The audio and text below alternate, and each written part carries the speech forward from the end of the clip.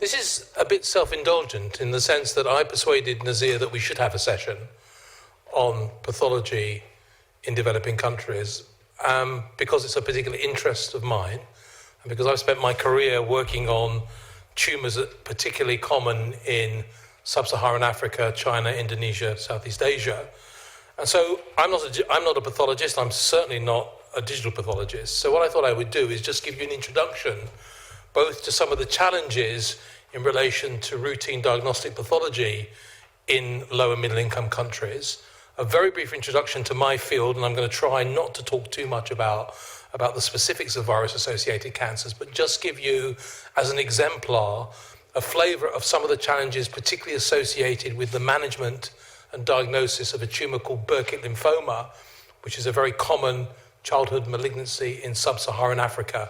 And I think it exemplifies some of the challenges and how important better, more accurate diagnosis is in that context. So I've taken the liberty of reviewing quite a lot of interesting work in the literature that highlights something that many people in this room will support, which is the critical role of pathology in cancer management. And I think it's important to consider the increasing burden of cancer within low and middle income countries and how that is putting a lot of pressure not only on routine pathology services such as they are in these countries, but also on various approaches to management. It's a particular interest of mine in terms of developing, as we often do, very novel, fancy, schmancy approaches to treatment, but not necessarily considering the challenges of using those treatments and even using more sophisticated diagnostics in the context of low and middle income countries. So we all know how important accurate pathology is in diagnosing cancer, and increasingly something we're hearing about today and we'll hear more about in the prognosis and in precision medicine in the response to therapy. But resources in low middle income countries to support this type of activity is poor, and there are real issues about the quality and the registration issues around cancer in low and middle income countries that are impacted by not having adequate facilities, adequate training, and quality assurance in pathology. So all these things you'll be familiar with. And part of this is about the workforce. And so if we look at that, as you'll see in the next slide, is something again you may be familiar with. But if you look at the population per pathologist in Sub-Saharan Africa, it's quite frightening. So in this country, in the US, it works out about one pathologist for 17,000 people. But you can see from this slide that in certain parts of Africa, you've got 5 million people or so and a single pathologist. In the countries that I'm interested in and work with, which are particularly Malawi and Uganda, you can see the numbers here. So there is a real issue here with suboptimum pathology, how that's impacting diagnosis, and particularly how it's impacting the ability to use new approaches, whether they be biomarkers, whether they be more sophisticated targeted therapies. So there is an inadequate workforce, there are poor facilities and poor equipment. And actually, I'm talking to colleagues in Uganda and Malawi. It's quite interesting what's happened in the sense that a lot of money's gone in to support HIV research, and you can see laboratories which are very sophisticated because they can use PCR to detect HIV next door to routine pathology labs that are very ill-equipped, sometimes with old microscopes, sometimes without windows. And there's a really weird thing here that because HIV has been sexy, lots of money's gone in to that, but it hasn't really equipped pathology, and there is this massive workforce issue that's highlighted on this slide. Okay, so I'm very quickly going to introduce you to virus-associated cancers because, as you'll see, as there's a lack of pathology support and facilities in Sub-Saharan Africa, so there is an increasing burden of cancers that are associated with infectious disease. And you can see here some of the data from the global CAN from 2016, which demonstrates that something like 15.4% of cancers around the world are attributable to infections. And there's just a little bit more detail there about Epstein-Barr virus-associated cancers. What's interesting about this is if you look at this slide here, there's something that we still don't understand, which is that there is this 15.4% overall burden of cancers attributable to infection, but when you look down here, the greatest burden of those cancers is in the less developed world. And we still really don't understand why that is. But that's the case, and so this is all published. And actually, in a way, if you look at this map here, and you consider what we've just seen about pathology, it almost maps onto the areas where there are higher levels of infection-related cancer. And the reason for stressing this is that with some of these cancers, they are controllable. Obviously, papillomavirus-associated cancer could be eradicated by vaccination, by prophylactic vaccination.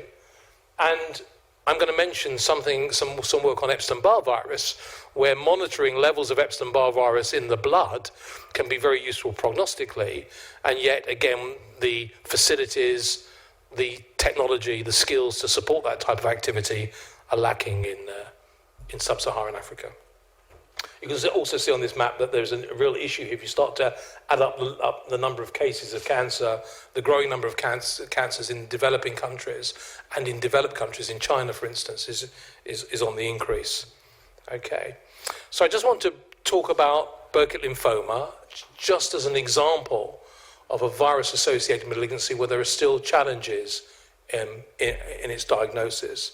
So this is a tumour that was identified originally by Dennis Burkitt and defined in 1958 as a tumour that maps onto areas of endemic malaria in Sub-Saharan Africa, holoendemic malaria. So there's a long history about this, but there is an association with malaria. And what's interesting about these tumours is they're monoclonal B-cell lymphomas, aggressive tumours. In fact, as you'll see, these are very rapidly growing tumours. As far as I'm aware, they still are the most proliferative tumours known to man, with a doubling time of around 36 to 48 hours, and that's just massive. They're famous for several things. Firstly, this was the first tumour where a chromosomal translocation was identified. We know these are the hallmarks of many hematological malignancies, but the first chromosomal translocation was defined in Burkitt lymphoma.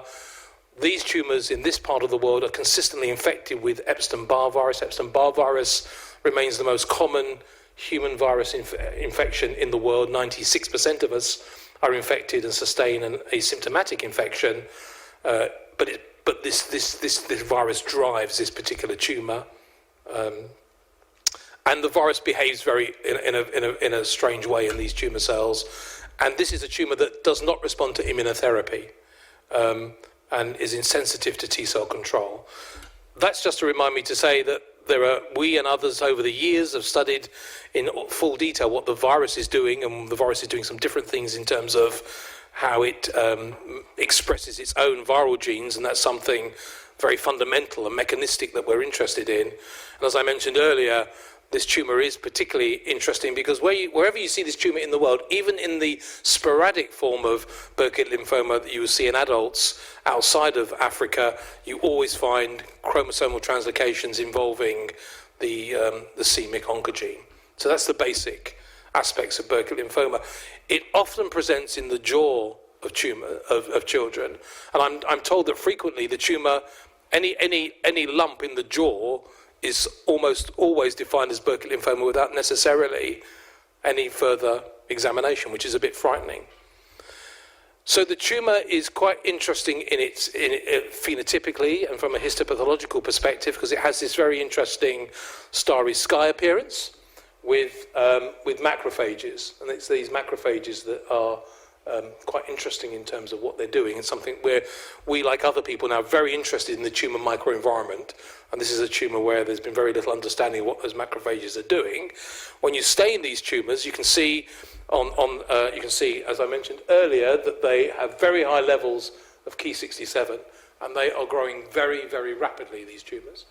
They express BCL6 and they're CD20 positive, but they're BCL2 negative. The tumours are turning over very rapidly. They're growing very rapidly, they're turning over very rapidly, and even though I'm not going to bore you with this today, one of the areas that's particularly interesting that has been developed in the context of EBV-associated nasopharyngeal carcinoma in China is being able to measure levels of EBV in the blood and use that diagnostically and prognostically.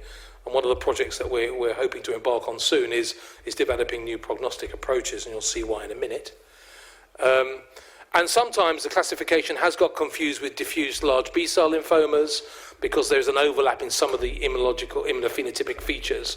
So there is an issue here about the use of markers. That's particularly pertinent in this scenario. So what tends to happen if clinicians are sampling these tumours is they take a fine needle aspirate, and I'm told, and this is actually a slide from a colleague, Elizabeth Molyneux, who's a very famous paediatrician who's worked in Malawi for many, many years. And surprisingly, these tumours are getting confused with Wilms tumour and with rhabdomyosarcoma. And that's a bit frightening, actually. So they're saying a lot of this on fine needle aspirates, just using routine staining and morphology is inadequate. And there's a real problem here with the definition of this tumour and what we believe to be the relative underdiagnosis of the tumour. So this is a slide from Liz, and there's a real problem here, and the problems are multiple. There's a problem with this diagnosis and variability and lack of quality control. There are a lack of prognostic markers. This is particularly important and something I'm really keen to help work on, because one of the problems here is that you're giving combination chemotherapy to kids who are malnourished. This tumour can be cured with chemotherapy, but in giving very toxic therapy to kids who are malnourished and not having a way of monitoring response to therapy means that many children are getting overtreated and end up dying of the toxicities associated with that chemotherapy, and that's quite frightening. So when you take that alongside problems with late presentation, the problems with malnutrition, the fact that follow-up is so difficult, and that impacts the ability to complete therapy, then you have a real issue here about something which should be a manageable, should be a curable tumour. This tumour was actually the first tumour ever to be cured by chemotherapy in 1960. Dennis Burkitt described a series of cases treated at that stage with cyclophosphamide. But we know now, and they were cured. Nowadays, there are all sorts of issues, particularly about this issue of completing therapy and then patients returning with chemo-resistant disease. And that's the area that we're working on at the moment. So there are two slides now stolen from Dr. Vicky Rand, who's one of our collaborators from University of Newcastle, just showing some of the work that she's been doing, where taking fine needle aspirates and then looking at various stains in terms of trying to see, is there a simple thing that can be done here, a very simple stain that could be used routinely.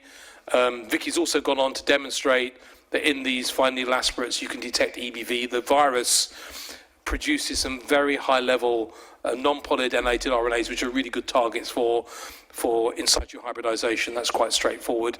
And it's a bit more sophisticated, but you can actually identify the MYC translocation quite easily if you've got the facilities to do this. So this is one of the challenges, having the facilities to be able to use this type of approach routinely on fine needle aspirates. And as I said, we want to take that a step further by being able to monitor the behaviour of Burkitt lymphoma in response to therapy in liquid biopsy. And I thought I'd just show you this because this is some other work that Vicky's been doing, looking at genetic risk factors in this. And this is, again, something that we're very keen to develop in the context of liquid biopsies, being able to look at the genetic pattern and genetic gains and losses. And as you can see in this nice work that's unpublished from Vicky, that you can actually identify by looking in the tumours gains and losses that seem to be relevant to whether patients relapse or not. And we want to refine this a little bit more by adding EBV in there and by developing some of these blood tests. So you can see this is all quite exciting as it relates to survival. But it might be too fancy schmancy, and in a situation where you can't get the basic diagnosis right, perhaps before we run, we should walk by being able to use more routine immunohistochemistry to ensure that the diagnosis is correct in the first place. And I just want to dwell on that just briefly now. So this is data from the World Health Organization demonstrating the fact that, of course, children do get cancer, and in high-income countries, more than 80% of children with cancer are cured, but it's only 20% in lower middle-income countries, and that's a real indictment. And I've highlighted in red the two factors impacting this, which is improving outcomes requires early and accurate diagnosis and effective treatment. That's something I've been stressing all the way through. And this issue of avoidable deaths. So there is a real onus, I think, on all of us in terms of improving the diagnosis, or indeed the misdiagnosis of tumours in lower middle income countries. And as I've mentioned, in the context of Burkitt lymphoma, there is a real issue associated with the toxicity and morbidities of chemotherapy. Okay. So this is my last slide. I was only going to give a short talk. I just want to say there are a couple of things that are positive. There is this African Strategies for Advancing Pathology. It's a network to try and improve pathology services and pathology training. So that's happening. It is difficult. I think this is where there's a role for digital and telepathology, because there are discussions about developing a hub and spoke model for pathology in situations where there's a problem in a resource poor setting, and the idea would be to have basic labs in district hospitals that can collect and process samples, linked to provincial labs that perhaps have a better capability and capacity. But as I've highlighted here, it's a bit dense, so sorry, the use of telepathology really comes into its own here, and the potential of being able not only to use this as a diagnostic tool, but actually educationally to address the problem with the lack of expertise, to allow remote diagnosis to take place, particularly in relation to second opinions. And there is a real issue here about how that would be enacted. I'm talking to colleagues in Africa, there are some fundamental issues about the connectivity through the internet. There are fundamental issues about the electricity supply, which impacts even on the ability to give routine radiotherapy to patients, let alone to do telepathology. Obviously, there's the costs of image capture and the associated lack of expertise in slide preparation and the like. So there are some real challenges here. And I just wanted to really use this just to set the scene as an introduction to what I hope we're going to hear next as we go through more specific talks, but just to say that let's think about the responsibility that we have in relation to cancer generally in low and middle income countries. And I think this example of childhood malignancy and Burkitt lymphoma is a very, very good example. And there's a wonderful series of papers that were published last year in Lancet, 3 papers, all about pathology and laboratory medicine in low-income and middle-income countries. It's a series, Lancet 2018-391. I would suggest you have a look at that if you're interested. And they cover many of these ideas, options, but also raise a big question about how do we best move forward in these lower middle-income country settings. Thank you.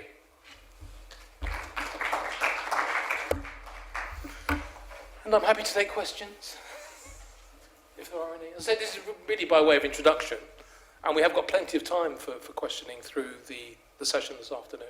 So if there are any burning questions, if not, hello. So have you looked at any low-cost systems? No, that hasn't happened yet. I know that there are scanners going in to these countries. So that I know certainly my colleague here from Newcastle has been doing some work on in relation to Malawi with introducing scanners, but it's very, very early days.